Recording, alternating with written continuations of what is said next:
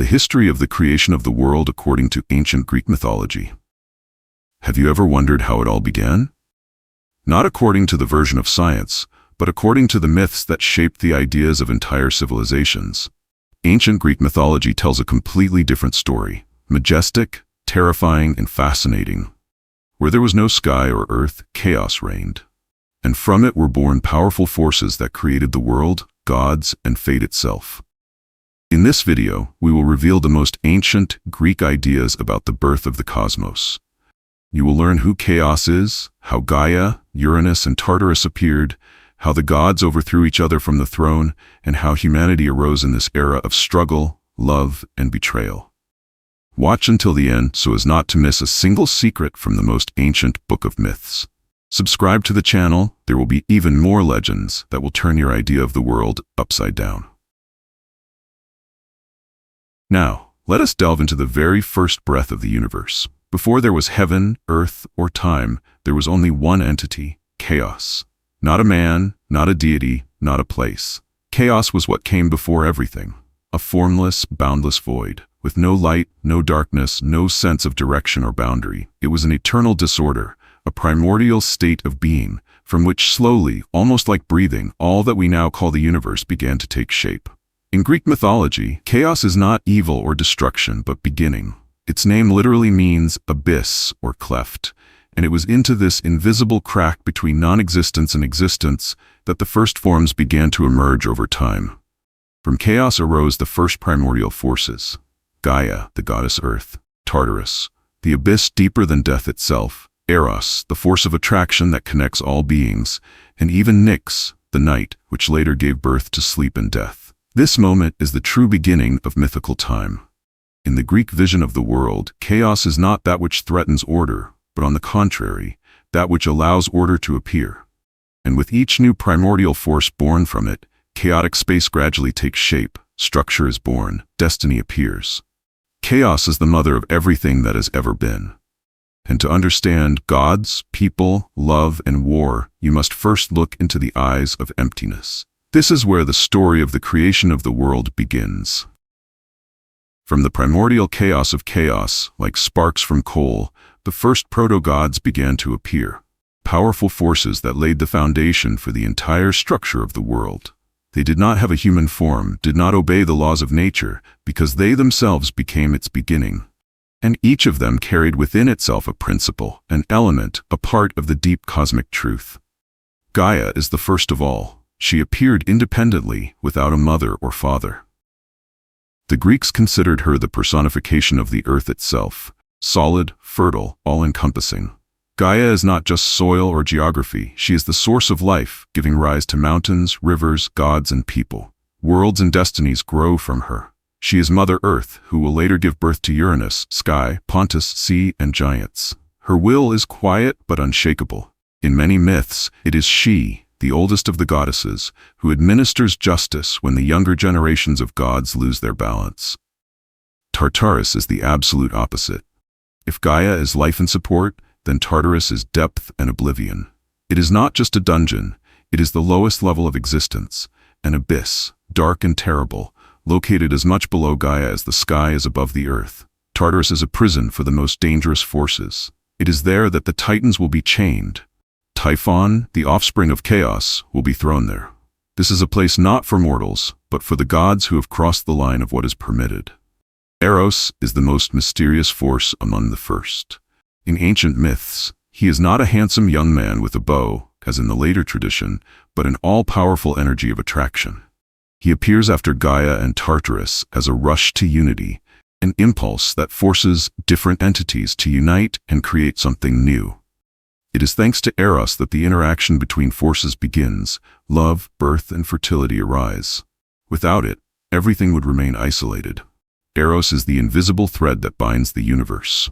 Nycta is the goddess of the night, born from chaos before the appearance of light. She is silence, darkness, oblivion, but not evil. In the Greek sense, night is not the enemy of the day, but its necessary complement. Nycta gave birth to many powerful forces: Thanatos, death; Hypnos, sleep; Moir, fate; and even Nemesis, vengeance. She lives in the shadow of the world, but every night she returns to cover the earth with her veil. Even Zeus respected Nycta, avoiding quarrels with her, because her power went beyond even the Olympian hierarchy. Erebus is the god of darkness, of the twilight that lies between light and Tartarus. He is not complete darkness, like Nycta, but rather a thick haze that hides the truth from sight. Erebus and Nyx often acted together, he as the first wave of darkness, she as its eternal depth.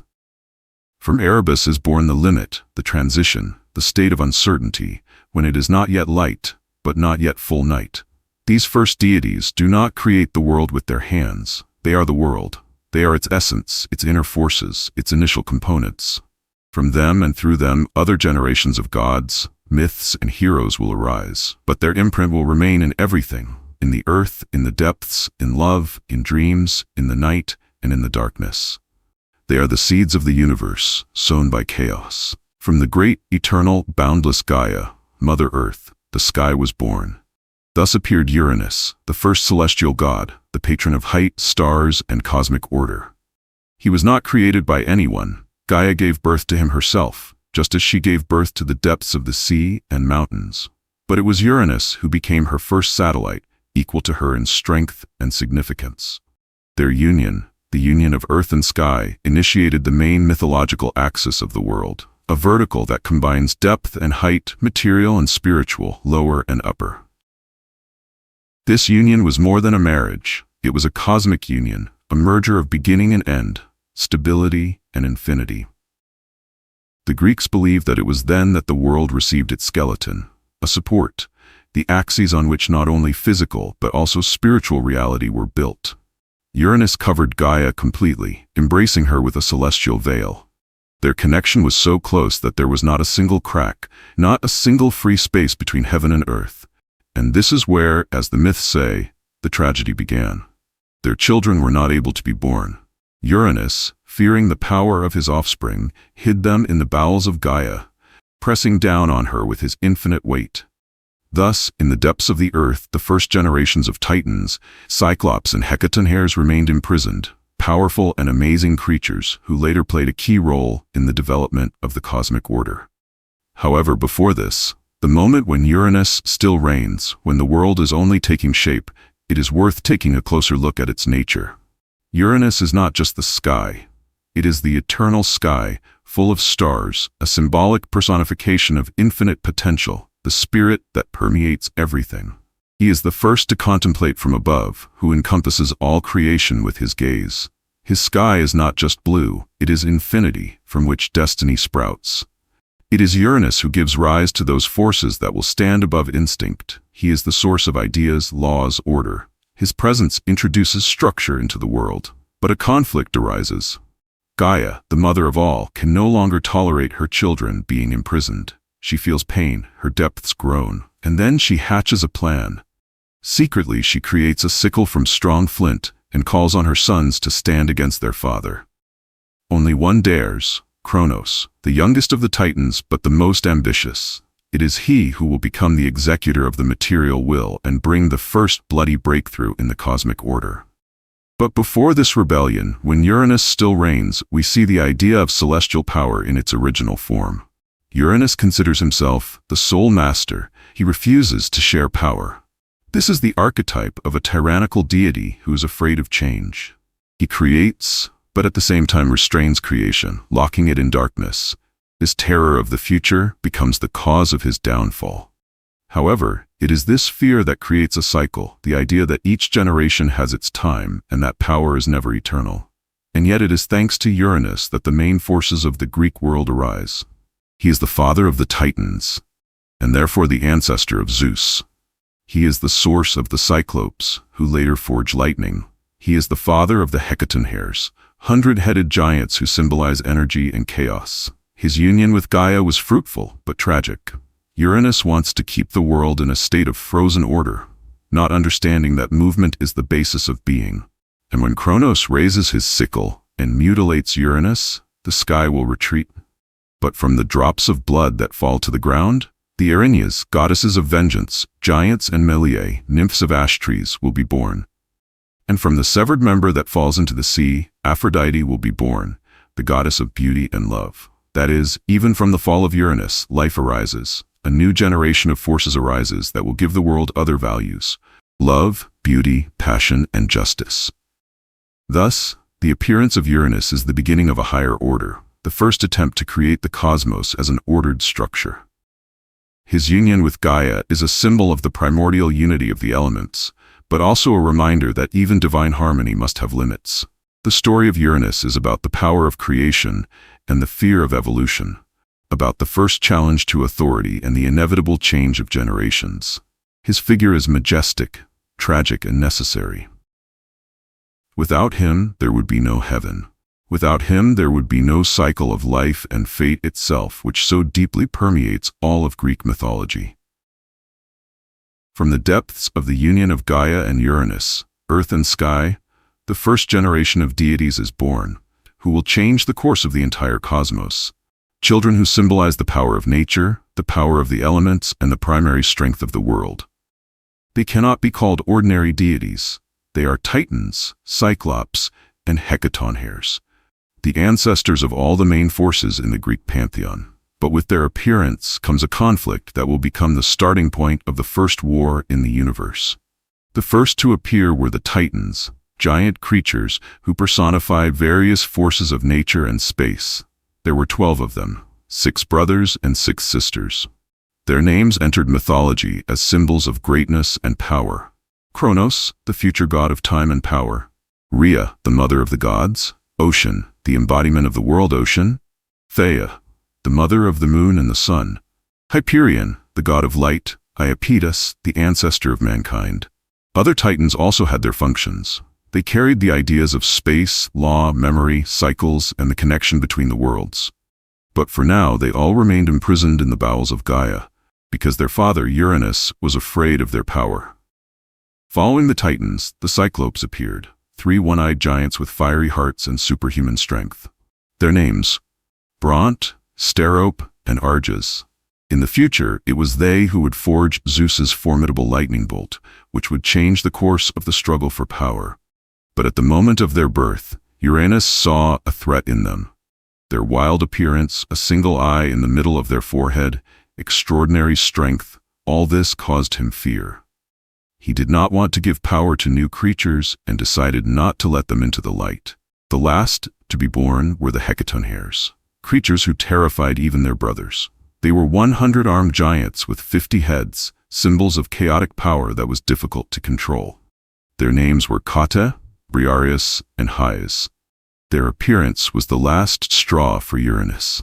He was finally convinced that his children were not allies, but potential usurpers. His decision was cruel. He imprisoned all his descendants in the bowels of Gaia, forcing them to live in darkness, pressing them with his celestial weight, preventing them from appearing to the world. Uranus became not just a master, he became an oppressor. His fear of change, of his children surpassing him, made him a symbol of a frozen order that feared evolution. But as in any myth, pressure creates a reaction. Gaia suffered. She was not only a mother, she was the earth, and within her was seething energy seeking a way out. She felt the torment of her children, heard their groans, felt the pain, and anger is born in her heart. Anger not as an impulse, but as a higher form of truth. And then Gaia decides to speak out against her own husband. She creates a sickle from flint, a symbol of revolution, an instrument of change. But she cannot use it alone. She turns to her children, calling on them to rise up against the tyranny of their father. One by one, the Titans refuse. They are afraid of Uranus. Only Kronos, the youngest but most ambitious, accepts the challenge. It is he who will become the force that will disrupt the order and launch a new cycle of existence. But until this moment, Uranus continues to hold the world in an iron grip. His fear has turned him from a creator into a restrainer. Each child, the embodiment of a new idea, a new aspect of reality, was a threat to him.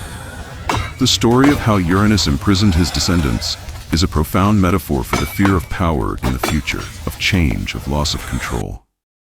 These myths form the first great conflict in Greek cosmogony. The children of Gaia and Uranus are not just characters. They are archetypes, the Titans as forces of space and order, the Cyclops as symbols of destructive energy and creation at the same time, the hecatonchires as the personification of chaos and excessive power. They all have one thing in common: They were created, but not allowed to become reality.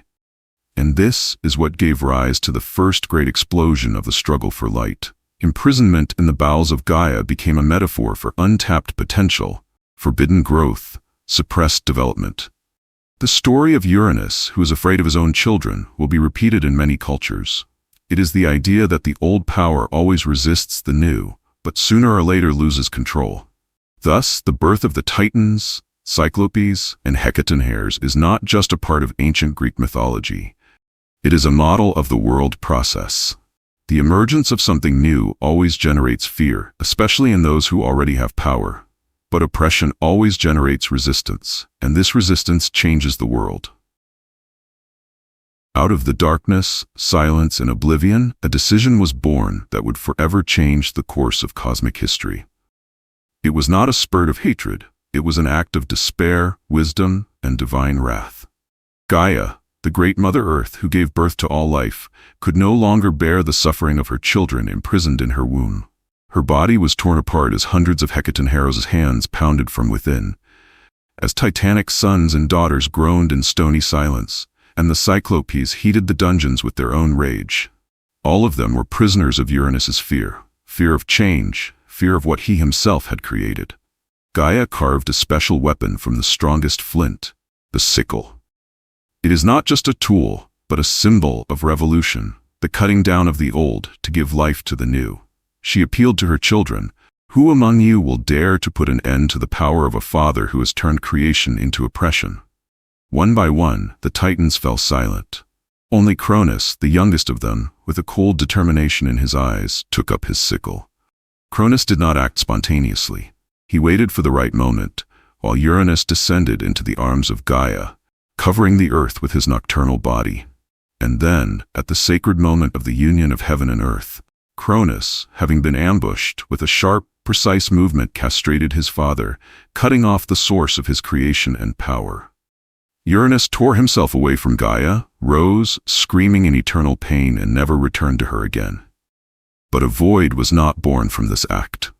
The blood that fell to the ground, on Gaia's very body, became the source of new creatures. And this is what emerged from this original sacrifice: the Erinyes, goddesses of vengeance. Their faces were distorted with anger, their eyes burned with the fire of justice, and their hair was woven of snakes. They became shadows of conscience, pursuing criminals and punishing those who violated the laws of nature and race. They are the echoes of the blood that was shed in betrayal, even if that betrayal was just. The idea that even a legitimate revolution has its price came to life in these dark goddesses. The giants, powerful beings who stood between the gods and mortals, also emerged from drops of Uranus's blood. They personified the uncontrolled power, the elemental potential of the earth. It was they who would later become the opponents of the Olympian gods in the Titanomachy, Gigantomachy, and Apocalyptic wars. Their origin is in struggle, their essence is in conflict. From the same seed that fell to the ground, the Meliades were born, nymphs of ash trees. In contrast to the Erinyes and giants, they were gentle, compassionate, closely connected with the life of nature. Ash in the Greek tradition is a symbol of strength, weapons, courage. It was from ash, according to later legends, that people created spears, and therefore these nymphs guarded the roots of war and life at the same time. But the most mysterious birth occurred not on land, but in the sea.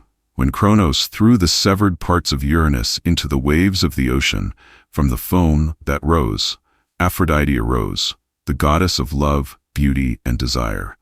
She was not like any of the previous creatures. She was not born from pain, anger, or earth. She emerged from the union of the heavenly essence and the depths of the sea.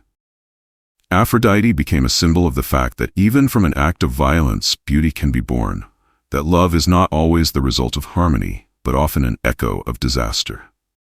The rebellion of Cronos not only overthrew the old ruler, but also began a new era. For the first time in the history of the cosmos, power passed from one generation to another. But it is important, an act of violence always leaves a scar in the fabric of existence. Cronos received the throne, but with it, a premonition of his own fate. After all, Uranus, in his last rage, cursed his son. "Yes, you will overthrow me, but know that your son will overthrow you, as you have overthrown me." Thus appears the motif of the cyclical nature of power, which will haunt all of Greek mythology, the idea that no power lasts forever. Kronos, although he won, sowed in himself the seed of fear, which will grow in the form of Zeus. The rebellion of Kronos is the first major step in the chain of cosmic history. This is not just a myth about parricide. It is a story about the power of change, about the price of power, about birth from chaos and the pain of renewal. And it is this that sets the stage for the next great conflict, the war between the Titans and the new generation of gods that will come after Kronos. The Golden Age, under the rule of Kronos, is one of the most mysterious periods in all mythological space-time. It was an era of harmony, when the earth generously gave fruits, not requiring cultivation, when people did not know diseases, old age, poverty, or war. It was Kronos, having overthrown his father Uranus, who became the main god of the world, the leader of a new generation of Titans. His rule did not know anarchy. It was based on the natural order, the generosity of Gaia, the mysterious wisdom and greatness of reality, in which Olympus did not yet exist, but there was golden harmony. Kronos took Rhea as his wife, his sister, and a powerful Titanid, who personified fertility, the cyclical nature of time and motherhood. Together they created a royal couple of Titans, the beginning of a new dynasty. Under the rule of Kronos, so the ancient Greeks said, everything was equal. No one was richer than another, there was no envy, there were no wars, and even death was not a tragedy, but a natural transition. This period would later be called the Golden Age, the first and purest age of humanity, which then lived without rulers, without laws, but in complete harmony with nature. People were born from the earth, like children of Gaia, and returned to it without fear or pain. But even in the brightest myths, a shadow always lurks. For inside Kronos there was already not only power, fear settled in him. The memory of the prophecy uttered by Uranus before his fall, "As you have overthrown me, so your own son will overthrow you," sharpened him from the inside. Kronos knew well the price of a coup. He knew that in a world where power is gained by violence, power is always doomed. And that is why, when Rhea gave birth to a child, he swallowed her. This was not a display of cruelty. It was the embodiment of a profound paradox. Fear breeds violence, even when you rule in peace. As soon as the firstborn was born, Hestia, goddess of the hearth, Kronos swallowed her. Then Demeter, goddess of agriculture. Then Hera, future queen of the gods. Hades, lord of the underworld, and Poseidon, future lord of the seas. All of them, one by one, fell into the bottomless belly of their father, where their divine essences were not destroyed, but silently waited for their time. Rhea was in despair. Her heart broke when each child, barely born, instantly disappeared into the darkness of Kronos' womb. She begs, she cries, she prays to Gaia and Uranus, and it is Mother Earth who comes to the rescue again. A sixth son is born, and this time Rhea decides to deceive Kronos. She secretly gives birth to Zeus in a mountain cave on the island of Crete, in a deep secluded gorge, guarded by the Curetes, warriors who rattled their swords to drown out the baby's cries. At the same time, she wraps a stone in swaddling clothes and gives it to Kronos instead of the child. Blinded by paranoia, he swallows the stone, and, believing that the sixth threat has been destroyed, continues his reign. Zeus, meanwhile, grows up in secret. He is nursed by the goat Amalthea, surrounded by nymphs, and every moment of his childhood was a step towards the future. And although at this time the Golden Age still lasted, time was invisibly cracking. For when power is held by fear, it invisibly rots from within. Thus, the Golden Age under Kronos is a paradoxical era. She is beautiful on the outside, but full of disturbing foreboding on the inside. She is a symbol of the fact that even in good times within the divine system, the mechanisms of its downfall are already being born. She is a metaphor for an ideal government that will be destroyed not by an enemy from without, but by a prophet in prophecy, an unborn son. In every grain of this myth is a mirror of human history. For even in the brightest era, there is always a shadow. And this shadow was already gaining strength in the Cretan cave. Her name is Zeus, and she will come. The birth and rebellion of Zeus is the moment when history itself gains the momentum of a revolution. This is not just a change of generations of gods. It is the birth of a new order, a new way of thinking, a new stage in the cosmic drama. And it all started with a woman who was tired of losing her children. Rhea, after giving birth to 5 children, each of whom was swallowed by Kronos, decided to change the course of history. When the time came for her 6th son to be born, she turned for advice to Gaia, the mother of the earth, and to Uranus, the fallen sky. Following their advice, she went to Crete, where in the cozy cave of Dicta, she secretly gave birth to Zeus. To deceive Kronos, she wrapped a stone, similar in size to a baby, in swaddling clothes and gave it to her husband. As always, he swallowed it without thinking, a symbol of how blind fear can turn a ruler into his own executioner. Meanwhile, Zeus grew up. He was suckled by the divine goat Amalthea, whose milk gave him strength, and the nymphs raised him in silence and safety. The guarding curates, warriors with metal shields, beat their swords against them every time Zeus cried, so as not to let the sound of his voice be heard. These scenes are not just beautiful images, they are metaphors for the upbringing of the future hero in conditions of silence, wisdom, discipline, and faith in his destiny. When Zeus reached maturity, it was time to restore justice. He went down to his father, full of self-confidence, and began to act not through war, but through cunning. There are several versions in the myths of how Zeus forced Kronos to vomit up the swallowed children. In one of them, he is helped by the goddess Metis, who prepares a magic potion that causes vomiting. Zeus mixes it into Kronos' drink, and in terrible agony, the Titan begins to vomit his children, one by one. First, a stone wrapped in swaddling clothes that had lain lifeless in it for many years. Then Hestia, the goddess of the hearth, the eldest child. Behind her, Demeter, the goddess of the earth and harvest, then Hera, the future queen of the gods, Hades, the ruler of the underworld, and finally Poseidon, the god of the seas. All the children swallowed by Kronos did not age. They were born as they were at the moment of swallowing, full of strength, young and powerful. This symbolizes that fate cannot be destroyed, it can only be delayed. And now, when they are free again, the family is gathered together for the first time. They are the generation of the future that must challenge the Titans. From this moment begins a huge cosmic confrontation, the Titanomachy. But before going to battle, Zeus strengthens the alliance. He gathers all his brothers and sisters, turns to the Cyclopes, freed from Tartarus, and the Hecatoncheires, whom Kronos kept chained in the depths of the earth. He grants them freedom, and they give him their powers and gifts. The Cyclopes give Zeus his legendary lightning bolt, a symbol of instant power and power over the sky. Poseidon, a trident, which gives dominion over the seas. Hades, an invisible helmet, which allows him to be invisible to enemies. The Hecatoncheires, with their hundreds of arms, become a living hurricane in battle. Zeus is no longer just the son of Kronos. He is a symbol of a new world in which order, will, and justice reign. His rebellion is not only a fight against tyranny, but also a breakthrough of an era in which divine beings begin to personify not the elements, but moral principles: justice, dignity, wisdom, responsibility. The overthrow of Kronos is only a matter of time. But the very fact that Zeus brought his brothers and sisters back to life was a new beginning. It was an act of liberation, an act of renewal. For the first time in the history of the cosmos, the united force of brothers and sisters who had gone through fear and death together decided to fight for a future that promised something more than power. It promised harmony. Thus Zeus, from a secret infant in a Cretan cave, turns into a rebel, a liberator, the future king of the gods. And now, with his allies, he is ready for the greatest war of all time, the Titanomachy. But more on that in the next part. Titanomachy, the war that changed the universe. After the overthrow of Kronos, the world seemed to be able to breathe a sigh of relief. But the real struggle was only beginning. Zeus, Poseidon, and Hades had not yet become full-fledged rulers of the world.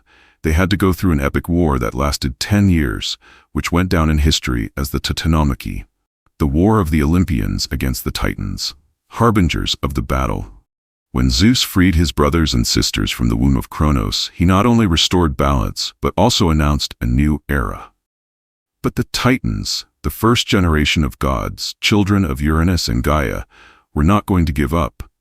Among them was the mighty Atlas, who stood for the honor and power of the Titans, as well as the old gods, who considered themselves the only true rulers of the cosmos. Kronos, although overthrown, was not finally defeated. Most of the Titans recognized his right to resist. They created a coalition against the new power that had risen from the depths of the Cretan cave. On Zeus's side were not only his brothers and sisters. The Cyclopes played a key role, one-eyed giants, masters of blacksmithing, who gave the gods powerful tools. Lightning to Zeus, a trident to Poseidon, and an invisible helmet to Hades. An even more terrible force was the hecatonchires, hundred-handed giants whom Kronos himself had once imprisoned.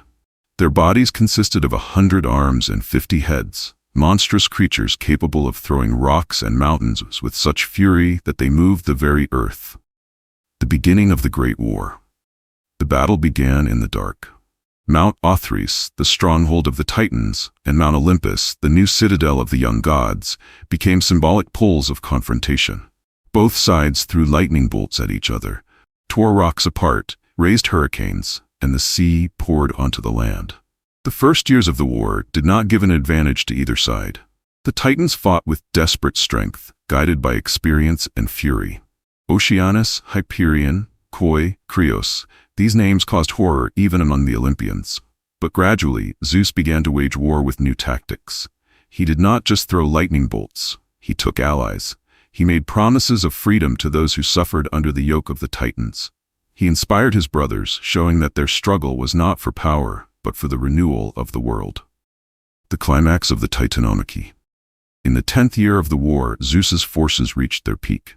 From the depths of the earth, the hecatonchires emerged, throwing hundreds of stones at a time, tearing down entire parts of mountain ranges.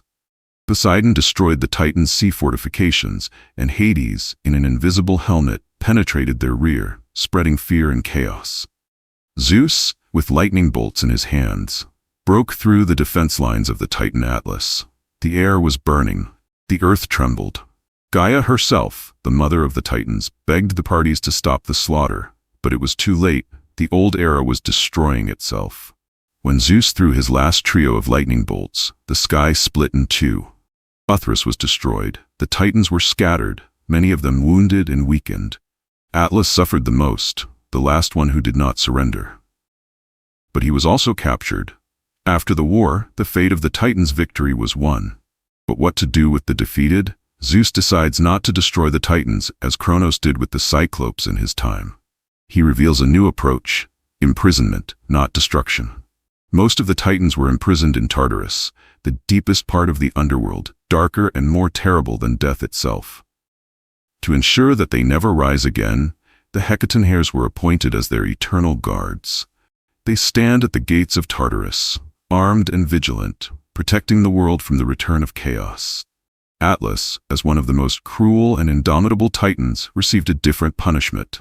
Zeus assigned him to carry the firmament on his shoulders forever, keeping heaven and earth separated so that the old order could never return. The new order. After the victory, Zeus divides the world with his brothers. To Zeus, the sky, thunder, and power over all the gods. To Poseidon, the sea and the water elements. Hades is the underworld of the dead.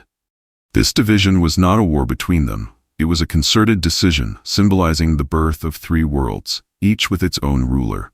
For the first time in the history of the cosmos, balance was established. Zeus is proclaimed king of the gods, but unlike Uranus and Kronos, he does not rule by fear. His rule is a striving for harmony, for order, for the creation of a world in which the gods have not only power, but also duty. The Titanomachy is over, but it left its mark on everything. On the earth, which still trembled for a long time after Zeus's lightning bolts, in the waters that boiled from Poseidon's battles, in the air which still carried the echo of the shattered sky. It was a war after which the world was never the same again. And it was she who opened the way for the Olympic gods, for a new era that gave birth to heroes, people, and new myths that we still remember. The establishment of Olympus, the beginning of the age of the gods. After the fierce 10-year Titanomachy, in which the first generation of gods, the Titans, was defeated, the universe found itself on the threshold of a new era. Zeus, who emerged victorious, not only won the right to power, but also laid the foundations of a new order, which was called the Olympic system. It was from this moment that the era of Olympus begins, the personification of cosmic order, divine hierarchy and harmony of forces. The division of the world. Immediately after the victory over the Titans, the question arose, how to divide power over all that exists. There were three brothers, Zeus, Poseidon, and Hades, each of whom played a key role in the war. Zeus, striving for justice, proposed dividing the possessions by lot in order to avoid disputes and preserve unity. Zeus stretched the sky. He became the king of the gods, the lord of thunder and lightning, the helmsman of clouds and winds. His kingdom is the high celestial Olympus, where light, thunder, and justice reign. Poseidon received the sea into his possession. He got everything connected with water, from oceans to rivers. His trident became a symbol of storms, waves, and the elemental power of the depths. Hades got the kingdom of the dead, the underworld, known as Hades. He became the lord of the souls of the dead, the guardian of shadows and the laws of the transition between life and death. This division was not a conflict, it was an agreement, reinforced by wisdom and experience of war. Each brother received a kingdom that corresponded to his essence, and each had his own role in maintaining the balance of the cosmos. The founding of Olympus. Olympus, which gave its name to a new generation of gods, became not just a place of residence, it became a symbol of a new cosmic harmony. It was not a mountain in the usual sense, but a sacred place that was beyond space and time. Ordinary mortals could not get there. Its peaks were never enveloped in clouds. Clarity, light, and divine majesty reigned there. On Olympus, Zeus gathered a tribe of new gods, not only his brothers and sisters, but also children, allies, those who created a new order. It was there that the divine council was founded, a body in which all important issues concerning the gods, mortals, and the entire universe were decided. The Olympic pantheon included Hera, sister and wife of Zeus, goddess of marriage and family; Demeter, goddess of fertility, earth, harvest; Hestia, goddess of the hearth; Athena, goddess of wisdom and strategic war, born from the head of Zeus; Apollo is the god of the sun, art, music, and prophecy; Artemis is the goddess of hunting and wildlife; Ares is the god of war, son of Zeus and Hera; Aphrodite is the goddess of love and beauty, born from sea foam; Hephaestus is the god of blacksmithing and fire; Hermes is the god of trade, travel, and the messenger of the gods; Dionysus is the god of wine, feasting, and ecstasy. He joined later. These were the 12 main Olympians who became the face of a new era, the embodiment of archetypes, forces of nature, and human feelings. Codification of power. In the new world, the power of the gods had not only a military or physical basis. Zeus relied on order, laws, rituals, and control over the forces of fate. He appointed the goddesses Moirae, Atropa, Clotho, and Lachesis as guardians of the fate of each creature. Although they did not obey even Zeus, their activities became part of the new order. It was also determined who controls the days and nights, who is responsible for birth and death, who has the power to judge and punish. This is the institutionalization of the cosmos, the mythical consolidation of hierarchy not only among the gods, but also in all spheres of existence. A new balance. The Olympic order did not mean the absence of conflicts. On the contrary, the gods were inherent in human emotions: jealousy, love, anger, revenge. But in the new system, these emotions were channeled into myths that explained the nature of things, the origin of phenomena, and the moral structure of the world. The world was no longer chaotic. Thanks to the division of power between the brothers and the formation of the Council of the Gods, humanity received a reliable pantheon, the same emotional but immortal beings who became intermediaries between the world of heaven and the world of mortals. Olympus symbolized clarity, power, and a moral code that now governed everything, from the seasons to love, from death to heroism. Conclusion. The founding of Olympus was not just an act of victory. It was the beginning of a new world, where power served order and power served justice. Zeus and his Olympian gods became a mirror of humanity, its inspiration, and at the same time its punishment. From now on, the world was not ruled by soulless forces, but by gods with faces, names, and myths, and it was through them that people learned to live, love, fight, and dream. It was the end of chaos and the beginning of a great era, the era of Olympus, the creation of humans in Hesiod's theogony. The 5 races of humanity, after Zeus and his brothers established power over the world and initiated the Olympus Age, it was time for the most interesting creature to emerge: man. The ancient Greek poet Hesiod, in his poem Works and Days, presented not just a story of the creation of humanity, but a cyclical model of human decline, dividing it into 5 races, or ages, each of which symbolizes a separate era, from the Golden Age to the Iron Age. These are not just stages of development, they are a moral mystical scale, where each generation gradually moves away from divine harmony. The first race, the Golden Race. The Golden Race was created by Cronid himself, Zeus, during the reign of the Titan Kronos. These people were ideal beings who lived in complete harmony with the world. They knew neither disease, nor old age, nor suffering. Their lives were long and peaceful, and their death was quiet, like a dream. The people of the Golden Race did not work because the earth itself gave them fruits, did not fight because they did not know anger, did not get sick because their body was perfect. After death, they did not disappear. Their souls turned into good spirits that wander the world, protecting people and observing justice. They became agathodemons, good demons that maintain moral balance. This era is a utopia, a lost paradise, a symbol of the beginning, when people were still close to the gods and lived under their direct protection. The second race, Silver.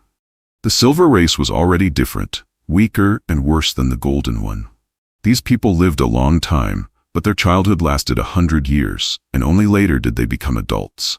However, with growing up came pride, cruelty, and disrespect for the gods. Silver people were selfish, knew no bounds in pleasures, did not make sacrifices to the gods, and did not honor them, lived in quarrels, alienation, and conflicts. Zeus, angered by their behavior, destroyed them, because they no longer corresponded to their destiny, to be moral beings. After their death, Silver people did not become good spirits, like gold ones. Their souls went into the shadows, where they no longer influenced the world. They became an example of a corrupt mind that had lost its divine beginning. The third race, Bronze. People of the Bronze Race were created not from clay or gold, but from bronze, which already symbolizes cruelty, strength, and cold power. They were huge, muscular like giants, obsessed with war and blood. Bronze people did not eat bread, but strangled animals and consumed meat, lived by war in iron armor with bronze weapons, destroyed each other because they were incapable of peace. These creatures destroyed themselves, drawn into endless battles. They were not punished by the gods because their violence became their judgment. After death, their souls went to the underworld, and neither spirits nor glory remained of them. This era is an age of senseless power, where power was replaced by wisdom, and the divine principle disappeared completely. The fourth race, Heroic. This era was an exception. After the fall, greatness reappeared for a short time. It was the time of heroes, demigods, glorious warriors, such as Hercules, Theseus, Achilles, Odysseus. They were created by Zeus not from metal, but from a human body and a divine spirit. Heroic people fought in glorious battles, in particular at Thebes and Troy, were ambitious but had high morals, made sacrifices, respected the gods, had great willpower. After death, some of them ended up not in Hades, but on the islands of the blessed Elysium. There they live in peace, are revered as demigods.